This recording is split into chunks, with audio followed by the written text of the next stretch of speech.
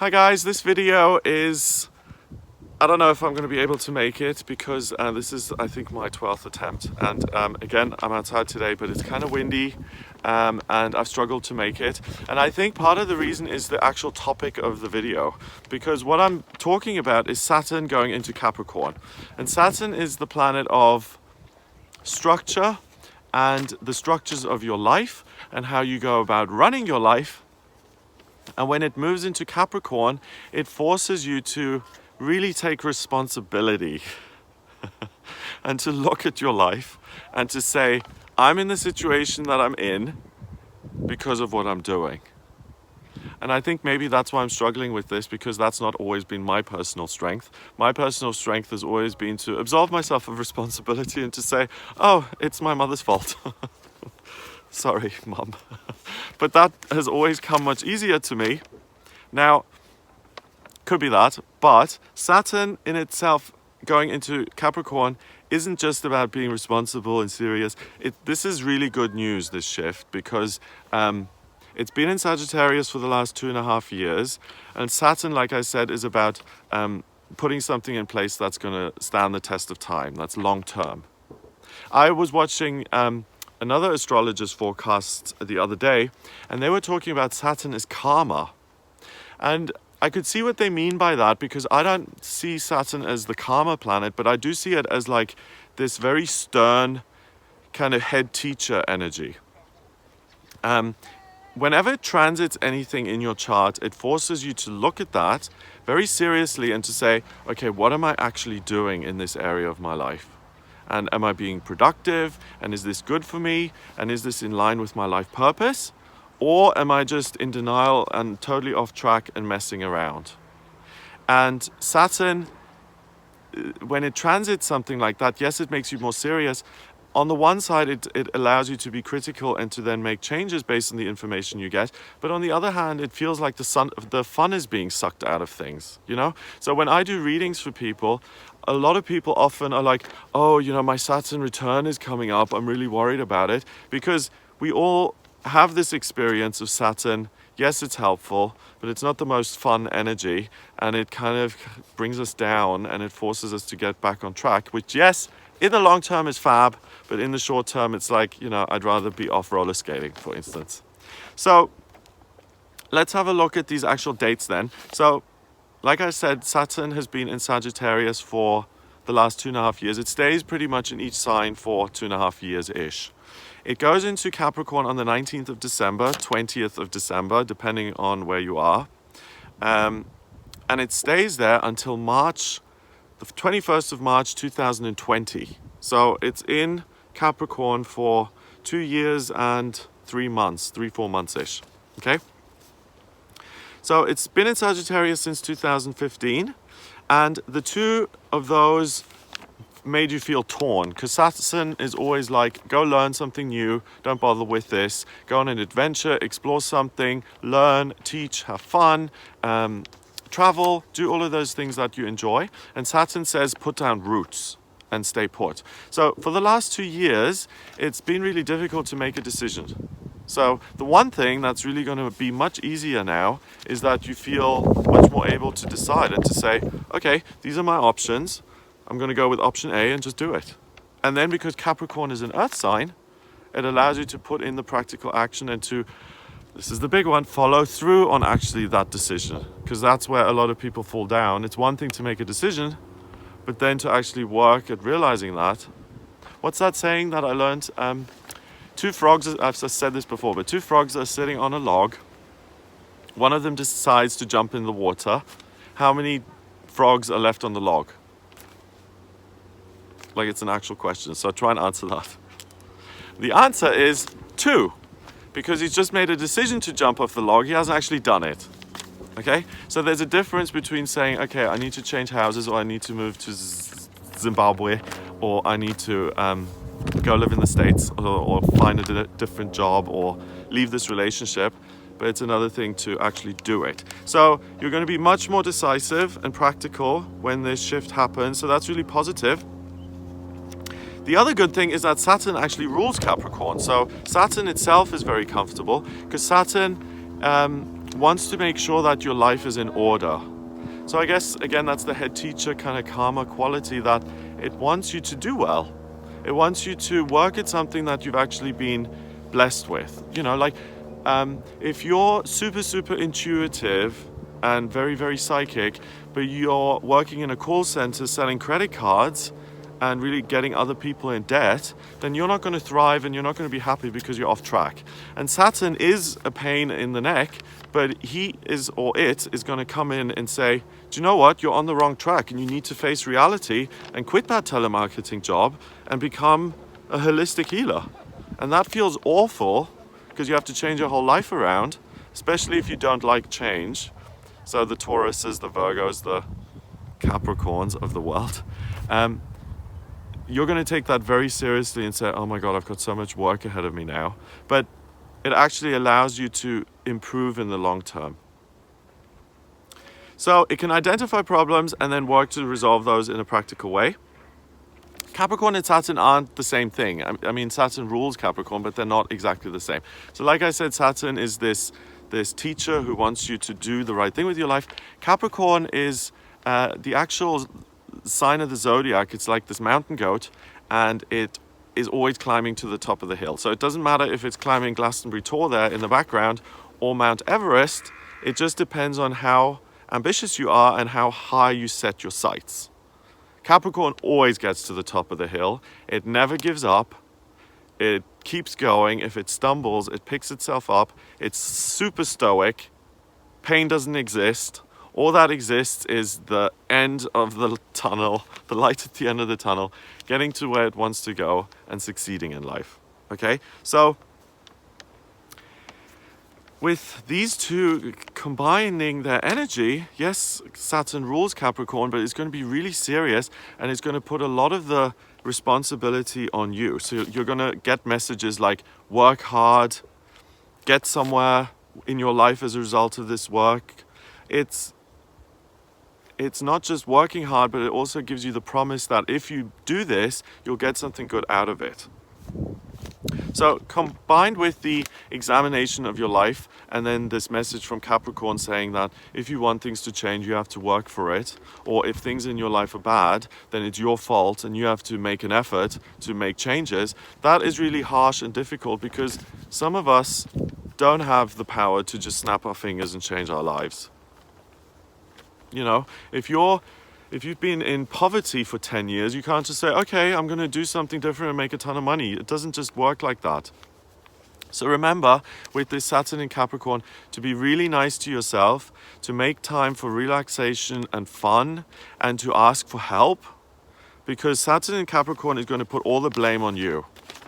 Oh, you've been evicted. It's your fault for not paying your rent. Okay, that's one thing, but if you have been ill and your boss has been, horrendous and you were forced to quit that job, then it's not exactly your fault and you need to give yourself a break and ask for help. Asking for help via other people, your ancestors, your guides, your angels, the universe, the creator. Make sure you ask for as much help as possible because this is going to put all the blame on you. Now, I want to talk about Saturn return as well because this isn't a Saturn return. It will be for some of you. But Saturn return, as far as I'm concerned, is the most important thing that can happen in the astrology. So it happens 3 times in life between the ages of 28 and 29 and a half, 56 and 58, and then again 84 to 86. And that's when Saturn moves into the position it was in when you were born. So in your natal chart, if you have Saturn in Capricorn, then you're going to have your Saturn return in the next 2.5 years. And that is when this school teacher kind of energy is at its strongest. And Saturn arrives and it says, okay, the inspectors are here, the auditors are here, and we're going to audit your life and we're going to look at what you're doing. And if you're off track, we're going to implode your life and force you to get on track. I mean, my experience of this was really awful. I mean, when I was 28 and a half, my whole life imploded. And because I was totally in denial and off base. I'd been working as a journalist and and finance and things like that, and hated it, and was always like just struggling to get by. I mean, I lived in Australia for 2 years, and some of the places I lived in, like when I look at that now, I just think, how on earth did I survive that? Seriously, it was so bad. Okay, so when that Saturn return for me happened at 28 and a half, and it said, listen, your life isn't working, you've got to make changes. And even though everything was horrible and I was struggling, I still was hanging on to control. No, if I try harder, it'll work. If I exert myself more, I'll do okay. Just don't make me face the uncertainty of this future that I have no control over, and just leave me with something. It feels like the ground is being pulled out from under you. It can be really unsettling. So if you're off track like I was, then see this as an opportunity to change track completely and to really make changes. I mean, if that hadn't happened to me when I was 28 and a half, I wouldn't be talking to you right now and doing something that I absolutely love and adore, because I'd still be doing those horrible jobs that I did back then, and I'd be struggling and I'd be like, oh my God. So it's really helped me. But you've just got to work with the energy and realize that it's not going to be fun. Remember that the universe wants the best for you. It wants you to succeed. So this isn't just happening to torture you and to make your life hell. It's to actually get you on track and to make things better. If you are on track already, and if you're living your life purpose, then Saturn return is a breeze. It paves the way for you to succeed even more. So if you had Saturn in Capricorn when you were born, and you've got this return coming up, and you're living your life purpose, it's going to be a dream. And because it's Saturn in Capricorn, you're going to be even more productive, more effective, and you'll create more value in your financial life. Other good thing about this is you're going to stop caring so much about what other people think of you, and all you're going to focus on is how you can be diligent and responsible, and how you can make things better for yourself. And you'll feel a very diminished need for the approval of other people, because you know you're working at something and you're listening to kind of a higher force. So if you're someone who kind of goes into people-pleasing mode, or you want people to be happy, you want to make your parents happy, or you want to make your children proud, or whatever it is, you're not going to care about that so much. And that's liberating in itself, because then you can do things which may raise some eyebrows. Oh, you're now a holistic psychic channeler of Lord, I don't know, whoever. That that's going to raise some eyebrows. And if you're really like, oh my God, this is what I've always wanted to do, but my kids are not going to talk to me anymore, then that's obviously going to make you censor yourself. So find a balance between that and say, okay, is this something I really want to do? And you have that choice now, rather than I have to censor myself, otherwise people aren't going to like me, which is like being in prison in a way.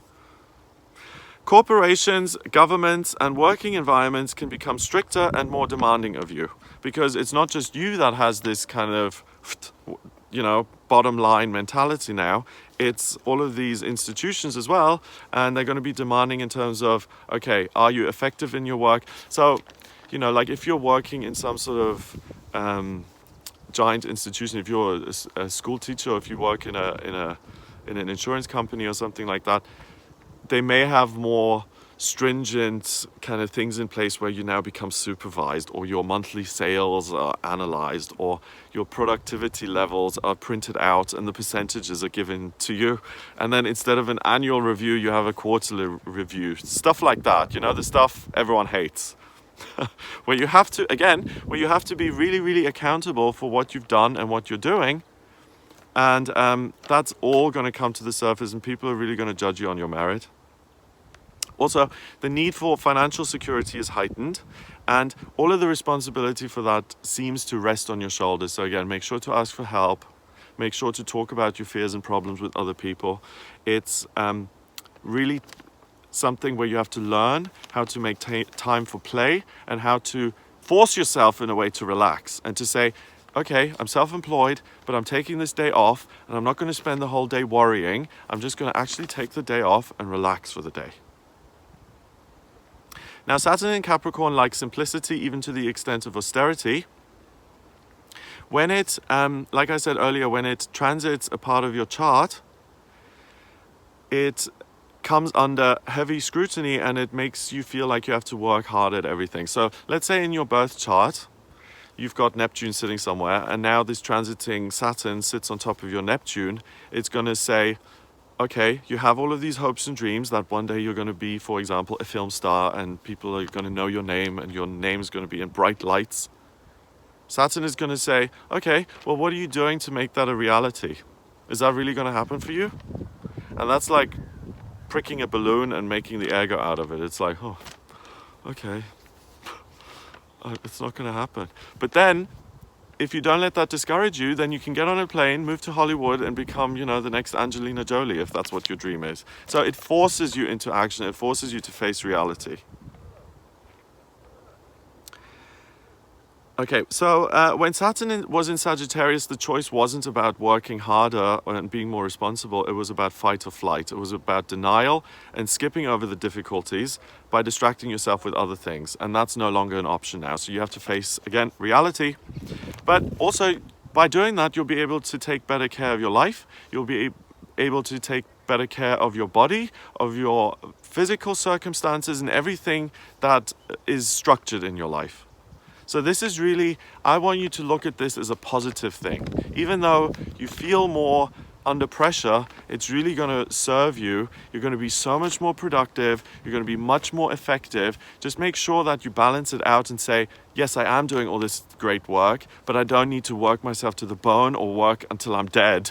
You know, it's not that extreme. And you just have to take a breath and say, okay, it's fine to have a weekend off because you're going to be productive anyway. Even if you decide to not do anything with this energy, you will work at something. So you can relax in a way because you're going to be forced to work. Saturn isn't going to leave you alone. It's going to keep pecking at you until you have some satisfaction derived from a job well done. Okay, finally, even though this may seem like a somewhat or really stoic kind of placement, it can be incredibly rewarding by actually helping you to roll up your sleeves and to build something positive and long-term in your life that will allow you to enjoy the fruits of your labor. So really good. All the best of luck with it. I think earth signs are really kind of used to this energy.